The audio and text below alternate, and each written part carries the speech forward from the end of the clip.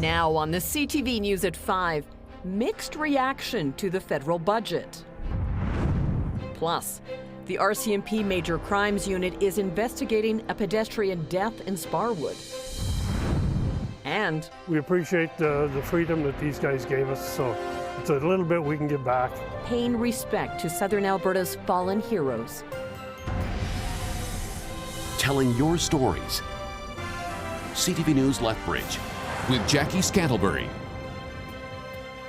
Good afternoon. Thank you for joining us. One day after the federal finance minister unveiled the Liberal government's budget in the House of Commons, opinions are mixed whether it is good for Canadians. Now, if the budget doesn't pass, it could trigger another federal election. Quinn Keenan has local reaction. To weather the storm of uncertainty, we will not lower our sails, Mr. Speaker. Quite the opposite. We will raise them to catch the winds of economic change, because we believe in Canada. The Liberal government has added $90 billion in new spending, set to increase the deficit to $78 billion this fiscal year. It features billions more for national defense infrastructure and may remove the emissions cap. Billions more are being offered as tax incentives for Canadian companies to build new facilities. But the government of Alberta is looking for more details on what this means for the province. There was no, clarity around an Alberta-focused major project, but I also need to reference that those conversations are still being had, so that's a little bit of a wait and see. Lethbridge Conservative MP Rachel Thomas has come out against the budget. She says the billions in extra spending will harm Canadians. The MP released a statement that reads, "The Liberals are spending way beyond Canada's means. Each dollar the Liberal government spends comes out of the pocket of Canadian workers, families, and seniors." It could still prove to be a beneficial budget for Southern Alberta.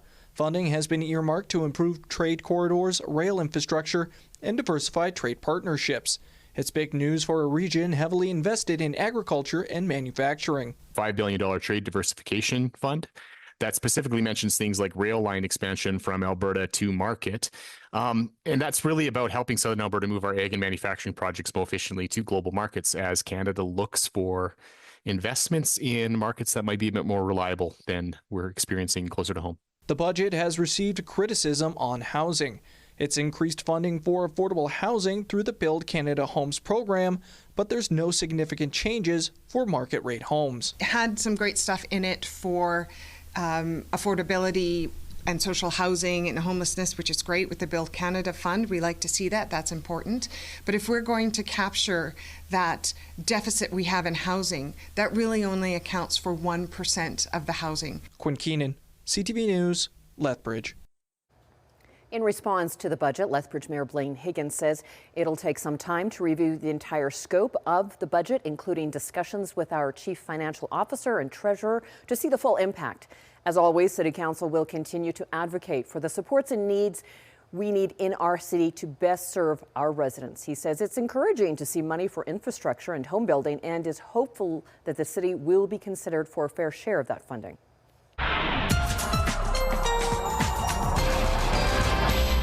All right, let's bring Danielle Savoni in to talk about the forecast. A bit of a gloomy day, some precipitation out there, Danielle. Yeah, we definitely had a good amount of cloud cover out there today. And as you can see, and as we talked about yesterday, the system that's developing over Alberta, which has pushed some rainfall into the far south already. And we're looking at those isolated pockets of rain for the next couple of hours. This is a system that will impact us on and off over the next couple of days. So I'll give you that longer range forecast in just a little bit. But for now, yes, the chance of isolated showers as we head through the next few hours. 8 degrees is the temperature in Lethbridge, 9 in Brooks, 12 in Medicine Hat. So warmer for sure in that southeast corner of the province. Calgary is just sitting at 3 degrees right now. More details coming up. Jackie? All right, thanks, Danielle.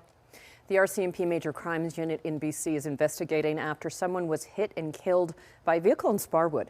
Mounties released a photo of a truck they say hit a pedestrian outside the A&W on Aspen Drive Sunday. Despite emergency responders' efforts, the man died at the scene. Investigators want to hear from anyone who was in the area, saw the gray Toyota Tundra, and the driver, or may have dash camera footage from around the time of the incident, which was shortly before 10 p.m. If you have information, you're asked to contact the Southeast District Major Crimes Unit. November is Family Violence Prevention Month in Alberta, and Lethbridge Police are raising awareness about the available supports and encouraging conversations about reaching out for help. Reports of domestic violence increased in the city in 2024 to 2,288 calls. That is 63 more than the year before. Police say to stop family violence, it must be recognized it takes many forms, including sexual violence, child abuse, neglect, sexual exploitation, elder abuse, partner, sibling, or parental abuse, even pet cruelty. LPS has a dedicated domestic crimes unit that investigates incidents of family violence. Their victim services unit helps support victims navigate the justice system and receive community services. If you are a victim, you're urged to reach out. A group of healthcare workers in Alberta has voted overwhelmingly to strike. Members of the Alberta Union of Provincial Employees announced this morning they have voted 98% in favor of a strike. The AUPE represents licensed practical nurses and healthcare aides across the province. The head of the union says members are well aware the UCP government used the notwithstanding clause to end the teacher strike. It always weighs on everybody's mind when a government decides to violate the charter rights of any working Albertan. So we're keeping a very close eye on any of that government interference and our right to strike. But we're confident that we're prepared to take action in the eventuality that anything like that happens. The earliest the union could issue strike notice is November the 17th. Rural emergency rooms continue to struggle with staffing shortages. The Fort Macleod Emergency Department is once again closed because of an unexpected staffing shortage. It will reopen at 8 a.m. on Thursday. This is the 7th temporary closure at Fort Macleod Health Centre since September. Now, a brisk morning did not deter a group of volunteers from gathering at Mountain View Cemetery to clean headstones of veterans ahead of Remembrance Day on Tuesday. As Carson Marsouk reports, this is the second year the Veterans Association Food Bank has hosted the initiative. One by one, this group of about 20 volunteers made their way through Mountain View Cemetery, cleaning the headstones of those who served. A lot of veterans just sit in their house, stewing about all the memories that they have of all their friends and fallen comrades. To actually be out here and cleaning their headstones, it kind of connects you to their service, their history in a very meaningful way. Organized by the Veterans Association Food Bank, volunteers washed about 1,400 markers throughout the cemetery Wednesday morning. Kind of means a lot to us. We appreciate the freedom that these guys gave us, so it's a little bit we can give back. Those involved say it's a chance to continue to care for those who served, while reflecting on each person's name and story. I was over in Europe and looked at a lot of grave sites, and pretty rough. The amount of young people that were killed there, and 17, 18 years old, and just, you know, just in the prime of their lives, and they're gone. So coming back here and seeing some of these it's just the same. It's just hard on some of us. Brandon Gorham knows firsthand the impact war has on members. He's seen 18 of his friends pass away during and post-service, mainly from suicide. I served in Afghanistan myself in 2013, so I could kind of understand and empathize with what they're going through. So again, being out here really helps me connect to that. Others lending a hand with cleaning hope to teach the younger generation. Remembrance Day, as I was growing up, was always a super important holiday, and I just want to instill that in my kids. The association hopes to get more residents involved in years to come. Just to see what is out here, how many people are actually have laid down their lives for us. Carson Marsouk, CTV News, Lethbridge. There are 2 Remembrance Day ceremonies planned in Lethbridge. One of them will be held inside the Lethbridge Trade and Convention Centre, while an outside ceremony will take place at the Cenotaph on Tuesday. Lethbridge's Interfaith Food Bank has been named one of the top 10 most impactful food banks in all of Canada. For the 5th straight year, Interfaith has been named to the top 100 charities list by Charity Intelligence. This comes on the heels of being named a top 10 impact food bank for the last 3 years. Charity Intelligence analyzes a charity's results, impact, and cost to help Canadians make a well-researched choice on the group they donate to. All right, let's go to our first break. And when we return, Danielle has the 5-day forecast. We'll also hear about concerns that first responders in Alberta are facing a crisis in receiving care themselves. Skywatch weather camera, the clouds are in. There's isolated showers, and we really have the potential for isolated showers right up until about 10 o'clock tonight. And then that chance is out. We get a break, but the wind will return. You'll notice that. Okay, we'll talk about all of this. 4 degrees is the temperature in Calgary right now. So the further southeast you go, the warmer it gets basically in the province. So it's chilly in Calgary at 4. It's 6 in Regina, Saskatoon, Winnipeg, Thunder Bay, Quebec City, St. John's. That's a lot of 6s out there. Okay, right now it's 6 in Lethbridge. It's 11 in Medicine Hat. So yeah, it's warmer there. And in Banff, it's just -1. So quite a range of temperatures. This is why forecasting what type of precipitation we get where with these systems at this time of year is a little tricky, because we kind of see a little bit of everything.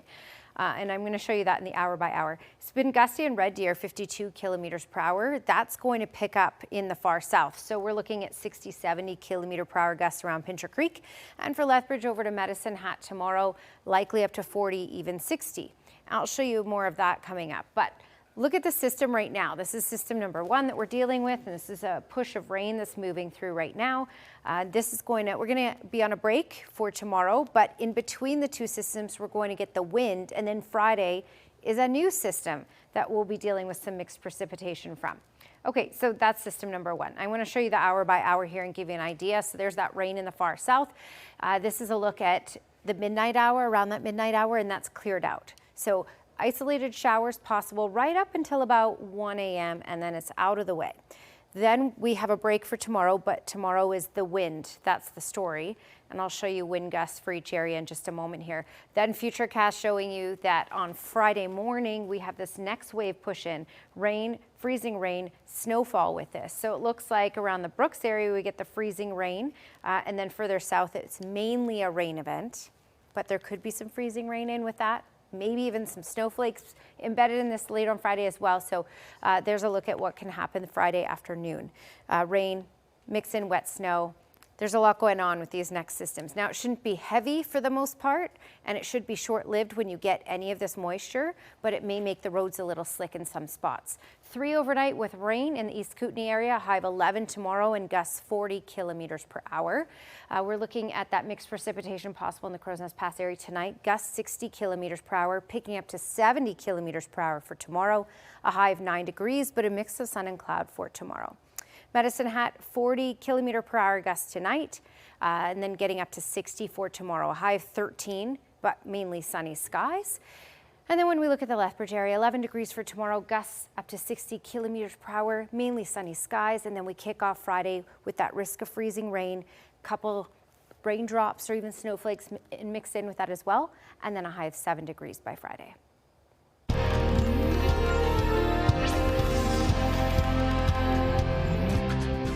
Families and advocates for those living with post-traumatic stress disorder claim first responders in Alberta are facing a crisis in care.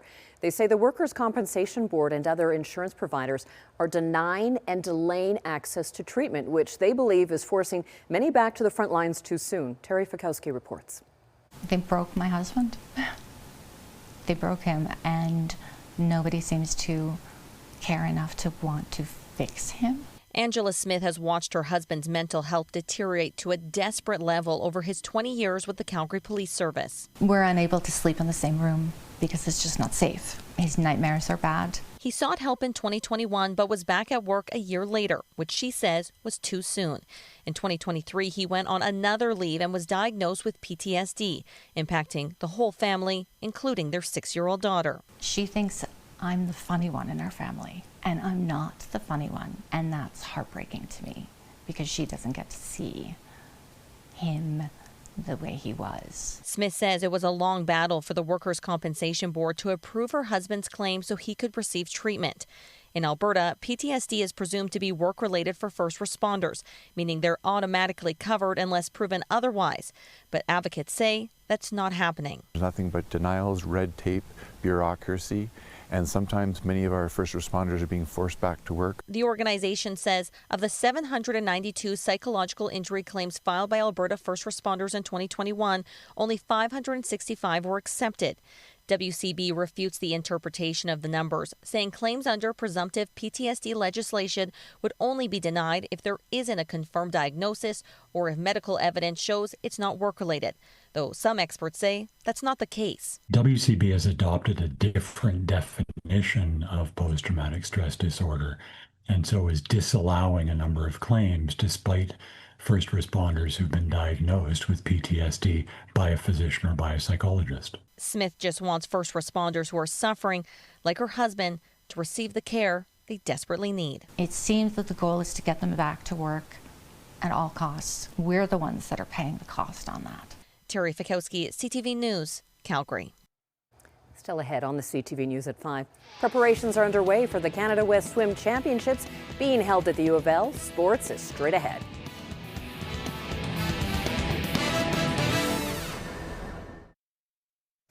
The Lethbridge Hurricanes will look to build after their thrilling overtime victory last Saturday, and they are back in action tonight. They'll face a tough test going up against the second in the East, Prince Albert Raiders. PA is currently the 7th-ranked team across the entire CHL. It's the first meeting between the two teams this season. Puck drop is at 7.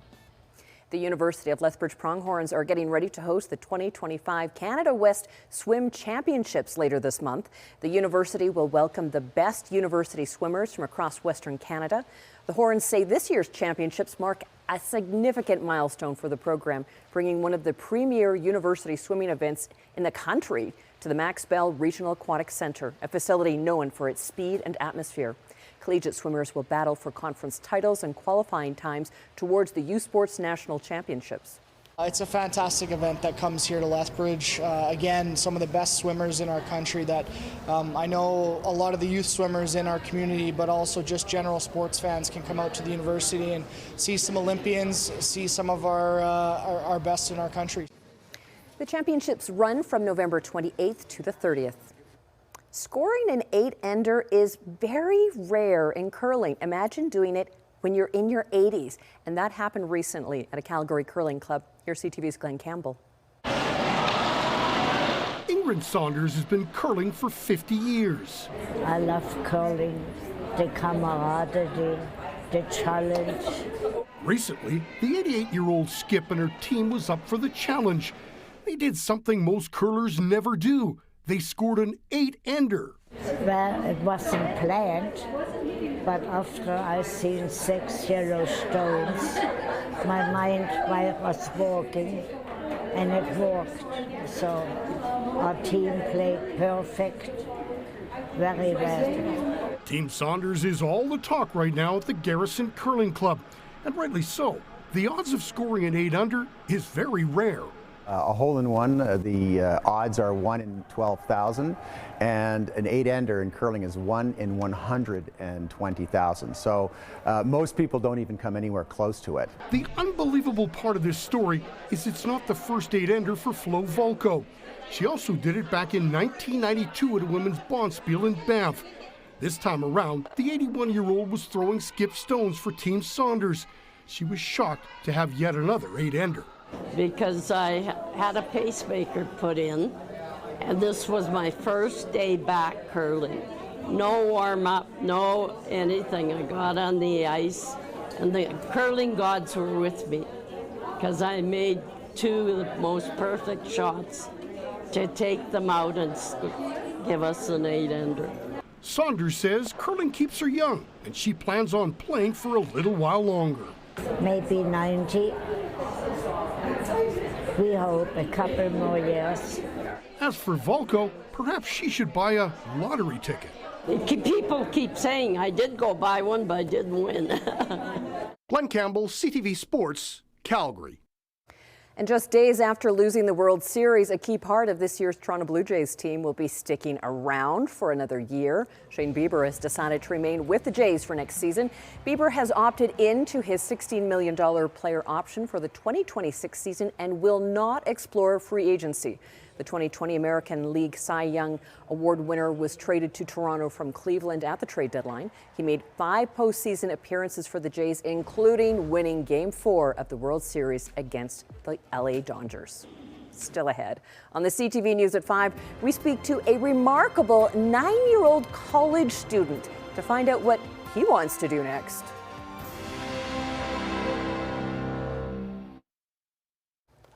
Imagine walking into your college classroom and you see a 9-year-old in the seat right next to you. To your surprise, it's your classmate taking the same neuroscience course. That is a reality for many in Collegeville, Pennsylvania. NBC's Yukure Nakayama reports. Academics has always been easy for this 9-year-old freshman in college. On Monday, he started off his week at Ursinus College. Ever since I was 3, a lot younger, I've been watching anatomy videos, and I was always fascinated when I saw the brain. In a classroom filled with 18 to 20-year-olds, Aiden is working to make his dream come true as a pediatric neurosurgeon. The reason why I want to be a pediatric neurosurgeon is mainly because, well, I like helping kids around my age. 3 times a week, Aiden can be seen hitting the books at Ursinus College. The other days, he's taking virtual classes at Reach Cyber Charter School as a sophomore in high school. At just 9 years old, Aiden Wilkins is the youngest student in history at Ursinus College. It's exciting because he's making history. I think him being in this classroom, he feels, people see me now, and I think that's so important to be seen and heard. Aiden's mom, Veronica Wilkins, says she knew her son was gifted the moment he was able to speak. He was reading signs and correcting people's sentences, and he was actually correcting sentences. Writing algebraic equations. And 3 years ago, he passed a gifted test administered by his high school. And about a year ago, Aiden made it clear he wanted a new challenge. His mother did the research and landed on Ursinus College for its courses and its proximity to their home near Collegeville. As a mom, how proud are you of Aiden? I am extremely proud of Aiden because it's all him. It's all organic. I'm just, behind the scenes helping to navigate his interests and his desires. So I'm extremely proud of him, and he goes for what he wants. Aiden wants everyone to know anything is possible. All you have to do is put the work into it to do whatever you want. I think we're going to be hearing about Aiden in the future. Thank you for sharing this time with us tonight. Now here's the early edition of the CTV National News.